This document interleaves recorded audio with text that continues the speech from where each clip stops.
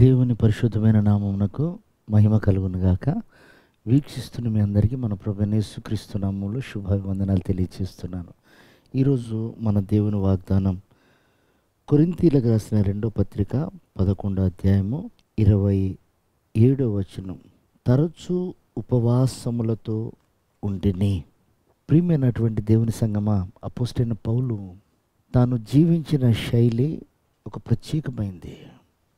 తన పట్ల దేవుడు కలిగినటువంటి విశేషమైన కార్యాలను అనేక పత్రికల్లో వివరించాడు. అతను అంటాడు, నేను కపట సహోదరులతో మోసపోయాను, చెరసాలలో ఉన్నాను, నడి సముద్రంలో నేను జాగారం చేశాను, ఉపవాసంతోనూ ఆకలి దప్పడుతోనూ అలమటిస్తూ పోయాను అని చెప్తూ, వీటన్నిటిని నువ్వు ఎందుకు చేస్తున్నావు అంటే సంఘాన్ని గురించినటువంటి చింత తనకుందట. సంఘాన్ని గురించినటువంటి చింత భారము తనకుందని చెప్తూ, దినదినము నా శరీరాన్ని నల్లగొట్టుకుంటున్నాను అన్నాడు. సంఘం అంటే ప్రియదేవుని బిడ్డలారా, సంఘంలో బలహీనులు ఉంటారు, పడిపోయిన వారు ఉంటారు, దుఃఖంతో వచ్చేవారు ఉంటారు, ఆదరణ కోల్పోయిన వారు ఉంటారు. వాటిని గురించి అంటాడు, నేను అనేక సార్లు ఉపవాసం ఉంటున్న దేని కొరకంటే, నా తోటి సహోదరులు పడిపోయి బాధపడుతున్నప్పుడు నేను సంతోషంగా ఎలా ఉండగలుగుతానో వారితో పాటుగా నేను బాధపడుతున్నాను అంటాడు.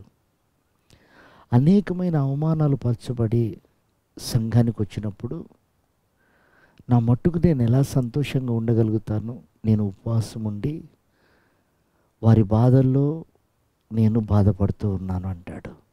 ఎంత గొప్ప పాఠం నేర్పిస్తున్నాడు పౌలు గారు.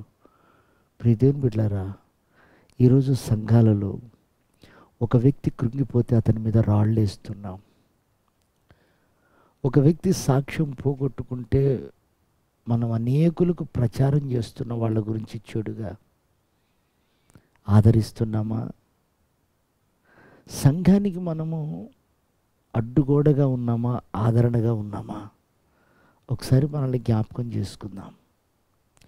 ఒకవేళ మనం ఆదరణగా లేకుండా అడ్డుగా ఉంటే, బైబిల్లో దేవుడు అన్న ఒక గొప్ప మాట ఏమిటంటే, నిన్ను ముట్టినవాడు నా కనుగుడ్డు ముట్టినట్టు అన్నాడు. అంటే ఆ బలహీనుడినైనా, సాక్ష్యం కోల్పోయిన వాడినైనా దేవుడు కదా నడిపించుకున్నాడు బాగు చేసుకోవాలని. అలాంటప్పుడు అతనికి మనం అడ్డుపడితే దేవుని యొక్క నడిపింపుకు మనం విరోధంగా ప్రవర్తిస్తున్నట్టు. దేవుని యొక్క నడిపింపుకు విరోధంగా ప్రవర్తిస్తే మనల్ని ఎవ్వరూ బాగు చేయలేరు. సౌలు దావీదుకు అడ్డుగా పడ్డాడు. దావీదు దేవుని నడిపింపు కలిగిన వాడు. సౌలు ఆ నడిపింపును ఆపాలని ఎన్నో ప్రయత్నాలు చేశాడు.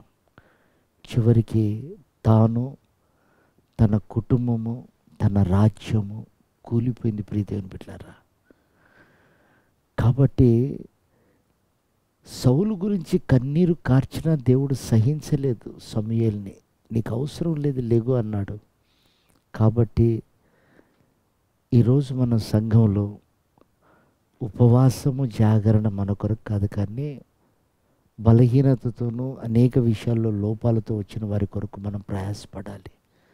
అలాంటి మనస్సు, అలాంటి దర్శనం ఈ కడవరి దినాలలో సంఘం పైన కుమ్మరించే కడవరి వర్షం ద్వారా అనేకులు పొందుకొని ఆ మార్గంలో నడిచి ప్రభు రాకడికి సిద్ధపడతాం. అట్టి కృప ప్రభు మనందరికీ దయచేయను గాక.